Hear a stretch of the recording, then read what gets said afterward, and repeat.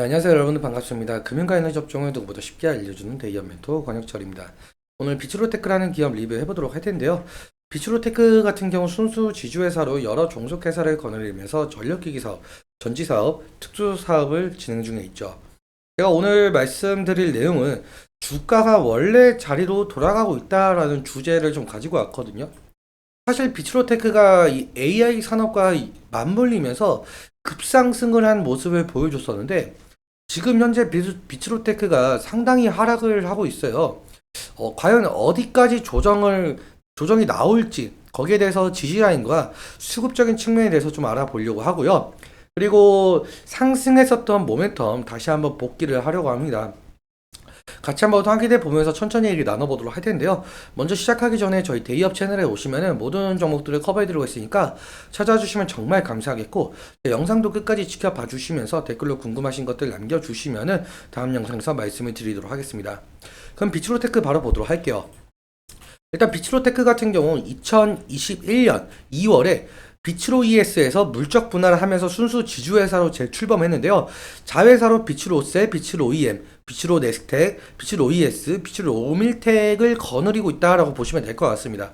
좀 더 쉽게 보자면 여기 보시는 것처럼 비츠로테크가 순수 지주회사이고 나머지 회사를 지배 중에 있다라고 보시면 될 것 같은데요.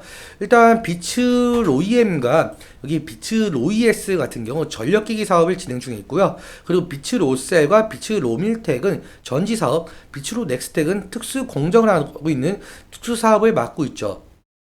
그 다음에 이 비츠로테크가 여태 상승했었던 이유 좀 보시면은 이 부분에 관련해서는 제가 지속적으로 영상 제작하면서 말씀을 드리고 있는데요. 일단 비츠로테크가 마이크로소프트 파트너스사와 1조 원 규모의 발전기 시장 선도한다라는 이 내용으로 상승했었던 바가 있었죠. 그러니까 뭐냐면은 이 마이크로소프트 파트너스사와 거래하고 있다는 점을 부각을 받은 건데요. 사실 비츠로테크 같은 경우 마이크로소프트의 거래하는 형태가 아니라 북미 1위 발전기 기업인 이 제네라 홀딩스라는 기업이 있어요. 이 제네라 홀딩스 같은 경우 비츠로테크의 자회사 비츠로이엠의 산업용 차단기, 개폐기, 중전기기를 좀 납품을 하고 있는 상황인데요. 사진을 보시면 이러한 기기들을 납품을 하고 있다라고 보시면 될 것 같습니다. 근데 이러한 기기들이 그러면 어디에 사용이 되고 있느냐가 상당히 중요한데, 이러한 기기는 비상 발전기에 필수적으로 들어가는 부품들에 해당을 하고 있어요. 개폐기 같은 경우에는 정전 시 비상 발전기를 동작시켜서 전원 공급이 끊기지 않도록 하는 필수적인 부품이죠. 정리해서 말씀을 드려보자면 이 제네라 홀딩스는 마이크로소프트사와 파트너십을 계약을 맺고 이 마이크로소프트의 비상 발전기를 판매를 하면서 급성장을 이루어냈는데, 그렇다면 이 비상 발전기 부품에 해당을 하고 있는 비츠 OEM의 제품들의 수요가 늘어나면서 이 비츠로테크의 매출에도 긍정적인 시그널이 나타냈다라고 보시면 될 것 같습니다. 그런데 사실상 이 마이크로소프트가 비상 발전기 수요를 늘리는 이유가 있는데, 그 이유에 대해서는 여러분들도 다 아실 거라고 생각이 들고 있지만 다시 한번 말씀을 드려보자면 현재 AI 산업이 상당히 화랑을 띠고 있죠. 그런데 이 AI 산업 같은 경우 전기 부족에 해당을 하고 있어요. 왜 전기 부족에 해당을 하고 있느냐라고 해본다면 이 AI 데이터 센터 같은 경우 기존 데이터 센터에 비해서 전력 소모가 6배 이상 많다라고 한답니다. 왜 6배 이상 많냐라고 하면은 AI 서비스는 결국엔 데이터 저장이 필수적이에요. 그렇다면 이 데이터 저장 같은 경우 데이터 센터는 끊임없이 가동을 해 주어야 될 것이고, 가동을 하면 할수록 전력 소비는 지속적으로 늘어날 수밖에 없다라는 겁니다. 즉 다시 정리해서 말씀을 드려보자면 데이터 센터의 경우에는 전력 소비를 하면서 지속적으로 가동이 되어 주어야 각종 데이터를 수집을 하고 저장하는 역할이 진행이 되겠는데요. 그래야 AI 서비스를 지속을 할 수가 있겠죠.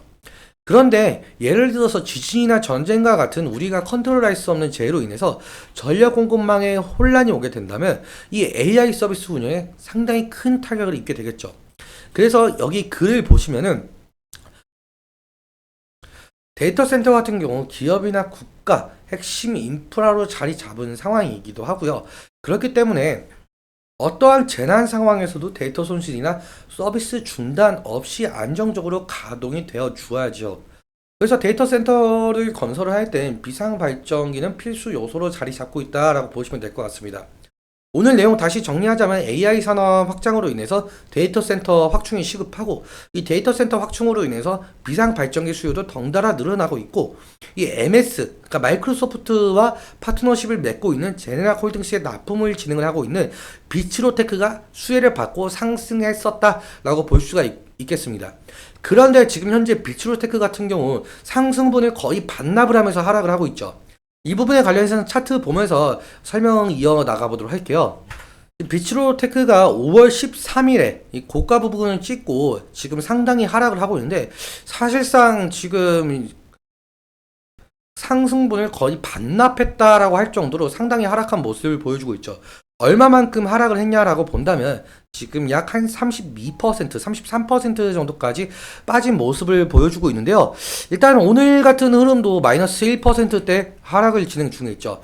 그런데 지금 지지라인 같은 경우 제가 저번에도 말씀을 드렸지만, 처음에는 제가 1차적으로 이 부분을 얘기를 했어요. 그런데 이탈했죠. 어제 이탈을 하면서 오늘도 하락을 진행 중인데, 2차적인 지지라인 같은 경우는 이 60일 이평선이 될 가능성이 높을 것 같습니다.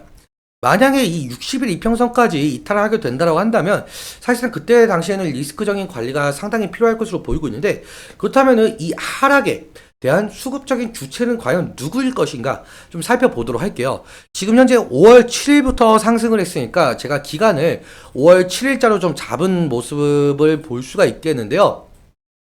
5월 7일자로 지금 수급적인 측면 살펴보자면 개인이 9만 주 정도 매도를 하고 있고, 외국인 같은 경우 7만 3천 주, 기관 같은 경우 8,300주를 매수 중에 있죠. 사실상 5월 7일부로 개인의 매도세가 상당 부분 세다 보니까 이 부분에 관련해서는 개인이 하락세를 좀 견인하는 것이 아닌가라는 판단할 수가 있을 것 같습니다. 그리고 외국인 같은 경우 지속적으로 지금 매수세가 나오고 있고, 근데 오늘 같은 흐름은 17,000주 정도 매도가 나오고 있는 상황이에요.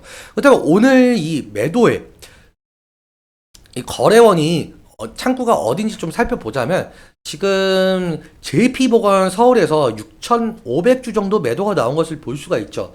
그러니까 오늘 이 외국인의 매도는 JP모건에서 나왔다라고 볼 수가 있겠고요. 좀 더 자세히 보자면 지금 비츠로테크가 5월 7일 상승 이후로 이 순매수 거래원 순위를 보시면 JP모건이 14만 주 정도 매수가 진행이 되고 있어요. 그리고 한국투자증권은 5만 8천 주, 신한투자증권은 5만 4천 주, 키움증권은 3만 9천 주 매수가 진행되고 있는데, 사실상 지금 JP모건 서울에서 매수세가 상당 부분 세다 보니까 이 JP모건 서울, 그러니까 외국인이 지금 주가를 어느 정도 방어하고 있다라고 보시면 될 것 같습니다. 그렇기 때문에 이 JP모건 서울 창구에서 만약에 매도 물량이 나온다라고 한다면 이 비츠로테크의 주가에 부정적인 영향이 끼칠 가능성이 높겠죠. 그래서 이 JP모건 서울의 창구 매도 물량이 나오고 있는지 자세히 살펴보는 것이 중요 투자 포인트가 될 가능성이 높을 것 같습니다. 오늘 내용 여러분들께 이렇게 말씀을 드리면서 도움이 되셨다면 구독과 좋아요 부탁드리고, 그리고 오늘 말씀드린 내용과 차트적인 부분에 대해서 제 개인적인 견해가 많이 껴있다 보니까 여러분들의 주관적인 견해와 함께 투자를 현명한 선택하셨으면 좋겠습니다. 오늘도 시청해주셔서 너무 감사하고, 지금까지 멘토 권혁철이었습니다. 감사합니다.